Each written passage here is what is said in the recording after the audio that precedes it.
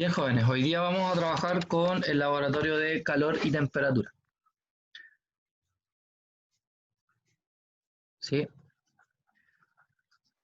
Si recordamos un poco, la temperatura tiene que ver con el grado de agitación, ¿cierto?, que tienen las moléculas en un sistema. Por lo tanto, mientras más mayor es la agitación que tienen estas, es porque mayor es la temperatura. Sabemos que la temperatura tiene tres tipos de unidades de medida, específicamente los grados Celsius, los grados Fahrenheit y los Kelvin, ¿cierto? Siendo el Kelvin la unidad en el Sistema Internacional de la Temperatura. Los grados Celsius específicamente están asociados a algo que utilizamos más acá en Sudamérica o en Chile específicamente. Y bueno, esta tiene que ver con un grado de comparación entre el punto de ebullición y el punto de fusión del agua, para ser específico, ¿cierto? Bueno, el calor es el encargado de traspasar energía de un cuerpo a otro para generar un aumento o una disminución en la temperatura, ¿ya? Es por esto que el calor matemáticamente se define como la multiplicación entre mc delta T, donde C se conoce como el calor específico. ¿Sí? El calor específico que se puede medir en calorías partido por gramos grados Celsius, o algunos lo miden en joule partido por kilogramos por Kelvin. Cualquiera de estas dos puede ser una unidad de medida del calor específico, el cual es constante para cada material, para cada sustancia. M, que viene siendo la masa, ¿cierto? Y delta T, que corresponde a las variaciones de temperatura, o sea, la temperatura final menos la temperatura inicial. Bueno, yo tengo un sistema, ¿cierto? El sistema B. Bueno, si yo tengo dos sistemas, un sistema A, un sistema B, y yo sé que la temperatura en A es mayor que la temperatura en B. Después de un cierto tiempo, ¿ya?, curiosamente vamos a tener el mismo sistema A, el mismo sistema B, pero las temperaturas ahora van a ser iguales. ¿Eso es por qué? Porque A, al tener más temperatura, le empezó a transferir energía en B, y esa energía es en forma de calor, ¿ya? ¿Eso qué produjo? Produjo que la temperatura en A disminuyera su temperatura y la temperatura B aumentara su temperatura hasta llegar a una temperatura que le vamos a llamar temperatura de equilibrio. ¿Sí? En este caso, B es igual a menos el calor de A. ¿Eso es por qué? Porque B recibe lo que A pierde. Eso significa que si A yo lo pasara sumando al otro lado, voy a tener que QA más QB es igual a 0. Y por lo tanto, la suma de la cantidad de calor es igual a 0. Y eso me va a ayudar a determinar algo que se llama el principio de mezclas, ¿sí? Este proceso en el cual el calor se empieza a transferir de un cuerpo a otro hasta igualar las temperaturas se conocía como equilibrio térmico, ¿cierto? Y el equilibrio térmico se da entre dos sistemas que se encuentran en contacto térmico. Recordando que el contacto térmico no es que los cuerpos se tengan que tocar, sino que más bien se acercan de tal manera que exista esta transferencia de energía en forma de calor. O sea, yo no necesito tocar una taza caliente para saber que está caliente, ¿cierto? Basta con acercarme y listo. Bueno, si nos vamos a la guía del laboratorio, la guía explica un poco lo que les he estado diciendo. Y el primer experimento dice equilibrio térmico. Entonces, dice que hay que ir a este material, ¿cierto? Y lo primero dice, trabaja en cada recipiente 1 y 2 con la misma temperatura y el mismo volumen, 50 grados Celsius y 60 centímetros cúbicos. Entonces yo voy acá, ¿cierto? Muevo, esto tienen que ser 50 grados Celsius, ¿cierto? Es súper sensible, así que... A ver si se mueve así.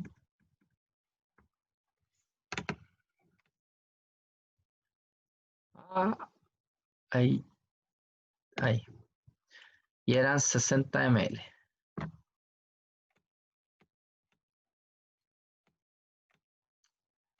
Ah.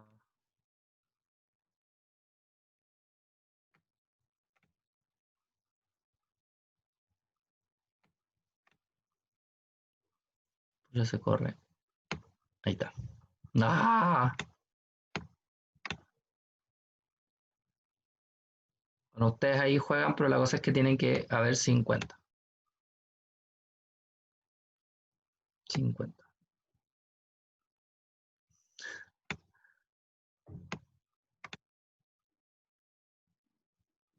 A ver si lo coloco en 50. O en 49. Claro, son 49 y ahí no baja, no sube.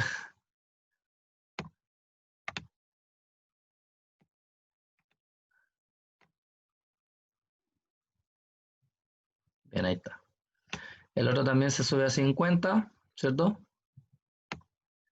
Ah, y el volumen a 60. Y luego dice que lo que vamos a hacer es mezclar.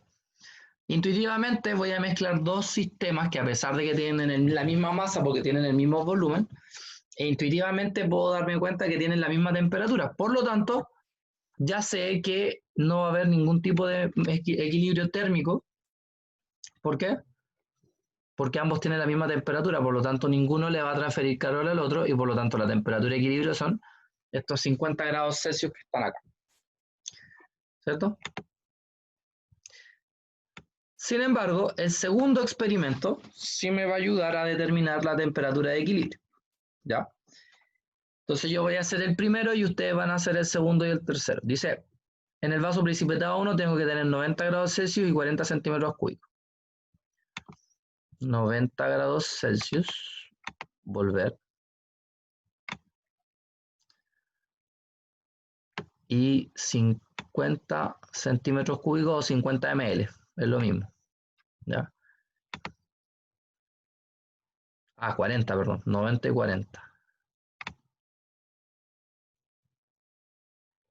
40, ahí está. Luego dice el vaso 2, 45 grados Celsius y 20. 45 y 20. Entonces te lo bajo a 45.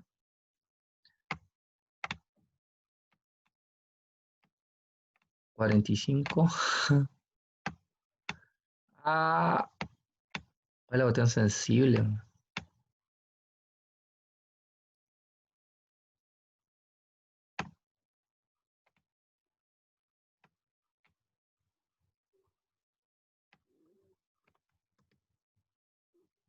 Ahí está. ¿Y eran cuánto? Eran 20.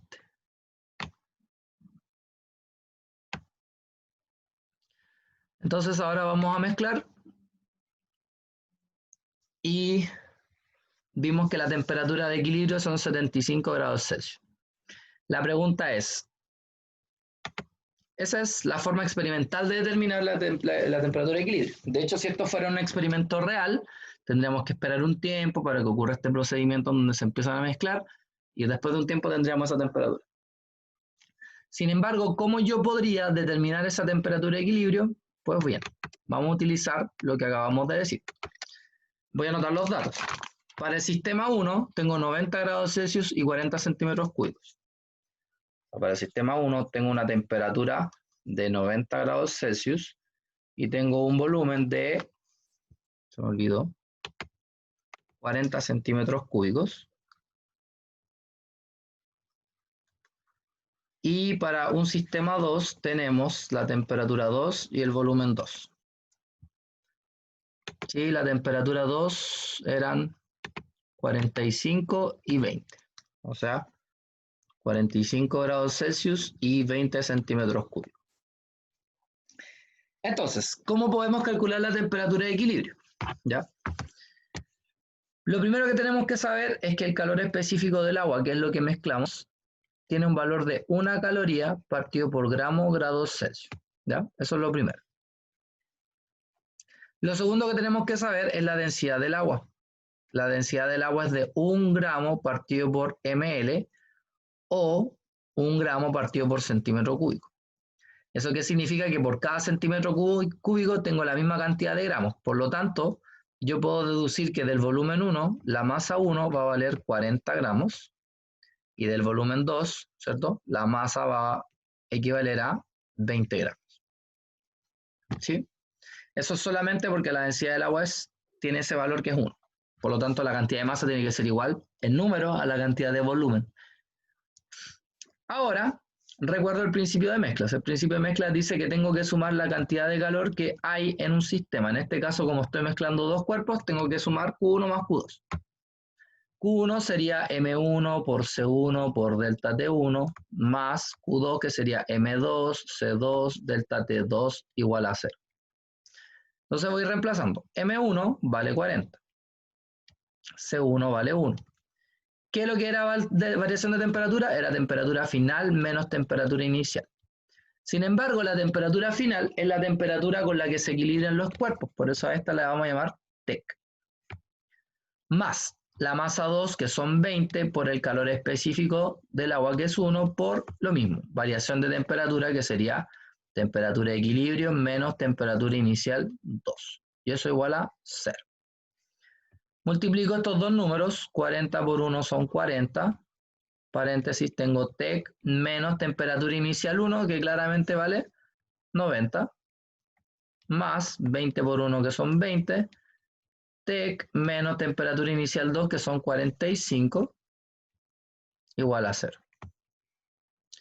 De acá, el 40 multiplica término a término el paréntesis, por lo tanto 40 por TEC son 40 TEC, menos, si multiplico 40 por 90, ¿cierto? 40 por 90, eso me da 3600. Más, lo mismo, el 20 multiplica término a término. Entonces tenemos 20 TEC menos 20 por 45, eso me da 900, igual a 0. Ahora sumo TEC con TEC. 40 TEC más 20 TEC son 60 TEC. Y 3600 más 900, ¿cierto? Me dan 4500, o sea, menos 4500 igual a 0. Entonces ahora como despejo TEC, el 4500 pasa sumando y el 60 pasa dividiendo. Entonces divido 4500 en 60 y eso da justamente 75 grados Celsius, que es la misma temperatura que nos arrojó el sistema. Por lo tanto, de esa manera yo puedo determinar la temperatura de equilibrio cuando tengo un principio de, perdón, cuando tengo una mezcla entre dos sustancias. ¿Sí?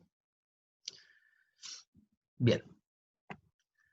El segundo experimento está asociado a algo que se llama el calor de cambio de fase. Nunca debemos olvidar que el calor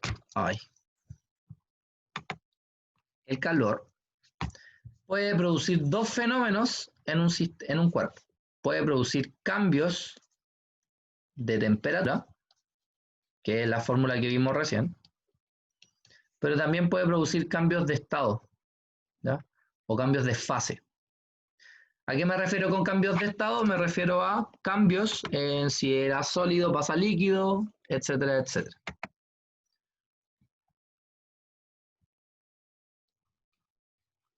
Bueno, entonces el calor puede producir cambios en la temperatura como cambios de fase. ¿Ya? Que este calor que tiene que ver con cambios de fase es la multiplicación entre M y L. Y L se conoce como calor latente,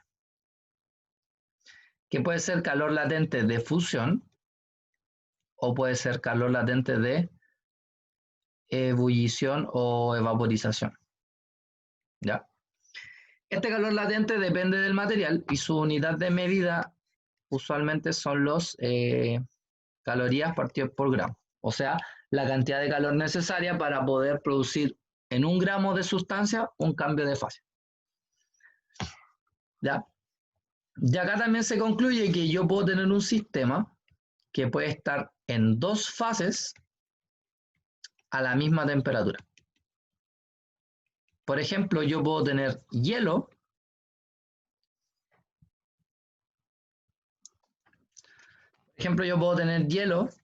¿cierto? A 0 grados Celsius y puedo tener agua a 0 grados Celsius. A pesar de ser dos estados distintos, en esta temperatura ocurre recién el cambio de fase, ya sea de hielo a líquido, o sea, a agua, o de agua a hielo. ¿Ya? Entonces, lo que nos están preguntando en el laboratorio, en el experimento, es ir a ¿cierto? A esta animación. En la animación tenemos dos experiencias diferentes. Voy a cerrar esta. ¿Ya? Porque lo que hacen acá es analizar los puntos de ebullición y de fusión de ciertos materiales, como por ejemplo el agua, que es el que sale acá, el alcohol y el benceno. Entonces yo voy a hacer con el agua. Lo que nos están pidiendo primero es hacer una tabla. Primero para el agua. Temperatura, o sea, tiempo y temperatura.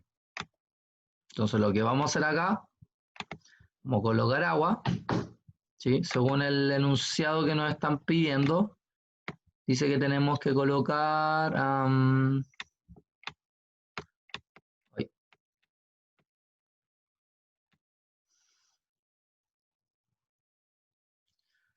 dice, selecciona la sustancia a estudiar, la masa de la sustancia, la temperatura inicial y la potencia del calefactor eléctrico. Ahí está. Tienen que ser 1000 watts, 100 gramos y menos 10 grados Celsius. Entonces acá colocamos menos 10 grados Celsius, ¿cierto? 100 gramos de agua y 1000 watts. Y ahora lo que hacemos es activarlo. Entonces, ¿qué va a empezar a pasar cosas acá, entonces yo voy a ir anotando los datos a medida que va avanzando el tiempo. Si se dan cuenta, sigue 0 grados Celsius, por eso dejé de anotar datos. Pero ahora empezó a tomar datos distintos.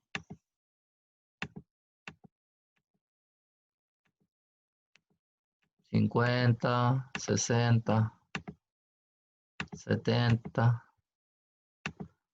$80, $90, $100, $100, $100, $100. Listo. Una vez que toman esos datos, eligen 15 datos y los anotan en la tabla que aparece acá. Sí, que es tiempo, temperatura. Luego dice, determina los puntos de la fusión y ebullición graficando la temperatura en función del tiempo. Y una vez que tengan eso, ustedes tienen que determinar cuál es el punto de fusión del agua y el punto de ebullición del agua, luego del alcohol y luego del benceno.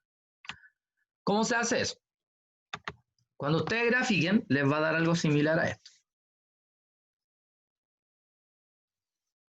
Claro que más derecho sí. Voy a hacerlo en otro lado. Entonces, vamos a tener un gráfico aproximadamente así como esto. Este va a ser el eje de las temperaturas, que va a estar medido en grados Celsius. Este va a ser el eje del tiempo, que va a estar medido en segundos. Y aquí, si se dieron cuenta, nosotros partimos de menos 10 grados Celsius. La temperatura empezó a aumentar hasta un cierto tiempo. Luego de ese tiempo, la temperatura se mantuvo en 0, 0, hasta otro tiempo. Y de ahí, curiosamente, esta temperatura empezó a subir, subir, subir, subir, subir. Y después de un cierto tiempo, la temperatura se empezó a mantener constante, constante, constante. Acá y acá están los puntos que yo digo. Este es el punto de fusión y este es el punto de ebullición. En el caso del agua, el punto de fusión, me traslado hasta acá y voy a revisar cuál es su temperatura, 0 grados Celsius. En el caso del punto de ebullición, me traslado hacia acá y voy a tener 100 grados Celsius. ¿Ya? En el caso del alcohol y del benceno es distinto. Por ejemplo, si colocara alcohol, bueno, aquí lo voy a apagar, voy a reiniciar.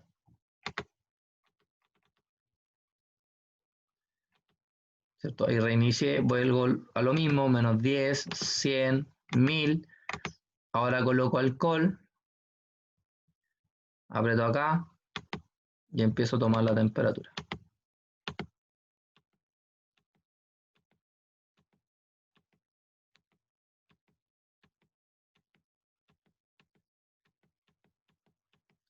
Fíjense que después de un rato la temperatura, que son 78.3, se mantuvo constante.